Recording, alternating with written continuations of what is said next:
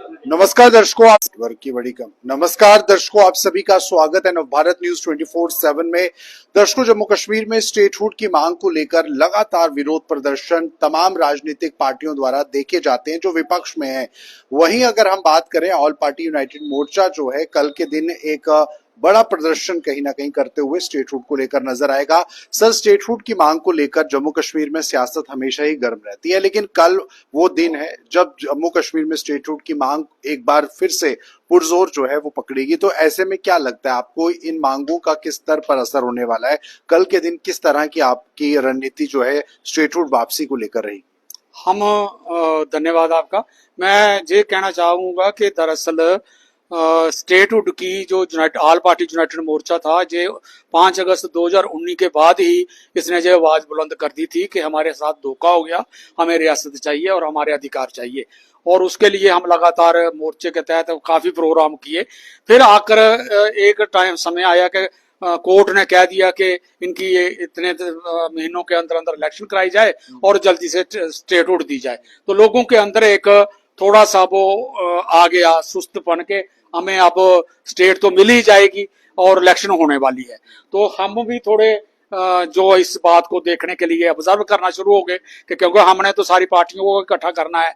तो जब वो पार्टियां अपने वोटर लिस्ट डिलिमिटेशन इसके पीछे पड़ गई तो हमने उनका साथ देते हुए इस स्टेटहुड के लिए नारा रखा बुलंद। लेकिन इलेक्शन के बाद, खासकर इलेक्शन के बाद जब मेजॉरिटी मिल गई एक पार्टी को, गवर्नमेंट बन गई, तो गवर्नमेंट बनते ही उसने असेंबली में एक रेजोल्यूशन भेज दिया पास करके कि हमें स्टेटहुड दी जाए। तो लोगों की हम एक समझ होती है कि अब हमारे नुमाइंदे हैं, नुमाइंदों ने भेज दिया लिखकर, हमें मिल ही जाएगी। और दिल्ली से भी जो इशारे आते हैं यूनियन गवर्नमेंट के, वो भी हो जाते हैं कि अब हम इस बार खुश कर देंगे, इस बार खुश कर देंगे। और जनता के अंदर एक उम्मीद लग जाती है कि इस बार होम मिनिस्टर आएगा तो वो अनाउंस करेगा, दूसरी बार डिफेंस मिनिस्टर आएगा तो वो अनाउंस करेगा, जब प्राइम मिनिस्टर आएगा तो वो अनाउंस। ये करते करते अब थक गए, जुमलेबाजी हुई। फिर पार्लियामेंट में अब आवाज हमारी उठ गई है, एक पार्टी ने और एक लीडर ने वो आवाज बुलंद की गई कि जम्मू कश्मीर को स्टेटहुड क्यों नहीं, ये दी जानी चाहिए। तो फिर हमारा भी ड्यूटी बनती है कि अगर हमारे हक में कोई आदमी अगर आवाज बुलंद करता है तो हमने कोशिश की, जिसमें हमारी एक्टिव रोल जो है नरेंद्र खजूरिया और हमारे नरेंद्र सिंह खालसा जी ने जम्मू में बैठकर किया। मैं थोड़ा बाहर रहता हूं, तो उसके बाद हमने एक दो मुलाकात करके लोगों को एक लेटर निकाला और देखा कि यूनाइटेड फ्रंट मोर्चे की अभी भी लोगों को जरूरत है। और आज लोग उसको आवाज को लाभदायक करते हुए आए और जो यूनानी मसली हमारा फैसला हुआ कि हमें स्टेटहुड की लड़ाई लड़ना पड़ेगा। कल इस दिन की एक और अगर हम कहें तो वर्षगांठ है। क्या लगता है आपको, 5 अगस्त एक ऐतिहासिक दिन है, कांग्रेस इस दिन को ब्लैक डे बताती है जम्मू कश्मीर के लिए।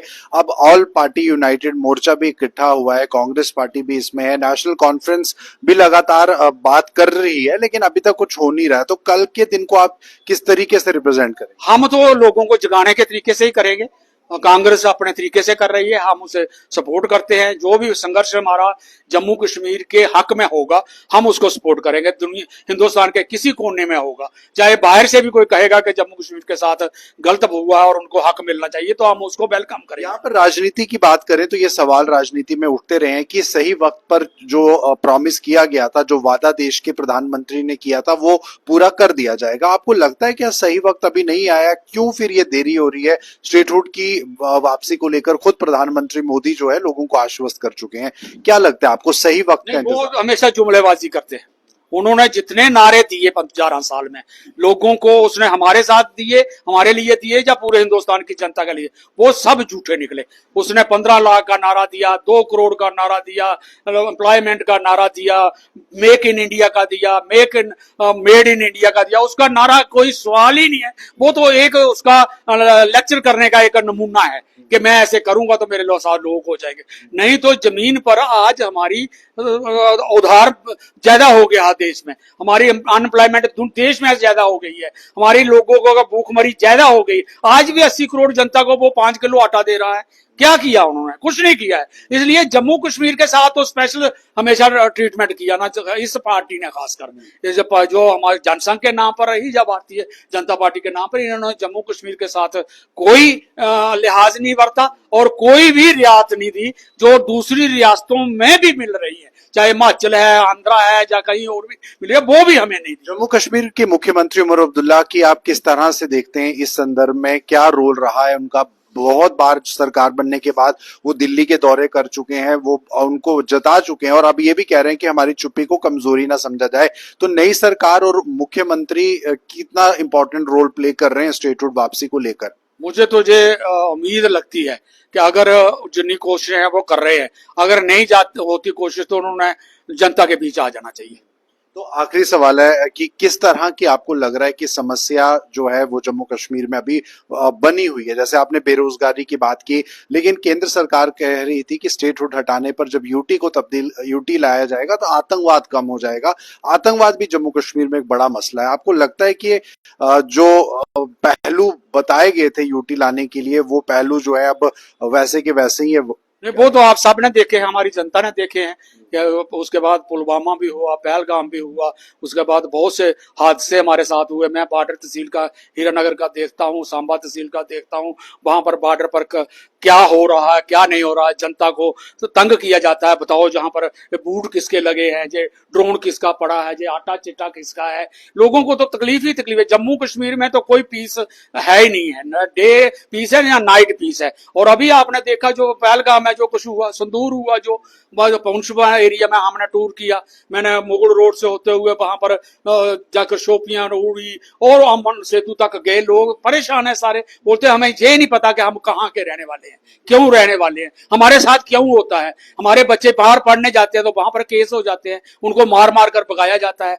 व्यापार करने जाते हैं, कपड़े बेचने, शाल बेचने, तो उनको मार पड़ जाती है। इसलिए हमारे साथ 47 से लेकर आज तक हमें वो दिन नहीं मिला जो गुजरातियों को मिला, वो दिन नहीं मिला हमें। तो बीजेपी यहाँ पर स्टेटहुड की बात करती है, महाराजा हरि सिंह की ये स्टेट थी, और जम्मू के लोगों की बात करती है। क्या फिर ये क्या लगता है आपको, जुमलेबाजी है, ये दोहरापन है? ये जनता को पहचानना चाहिए कि सच क्या कह रहा है और झूठ कौन कह रहा है। वो तो अपने सिपाही कामयाब है, इस वक्त जुमलों में भी कामयाब है।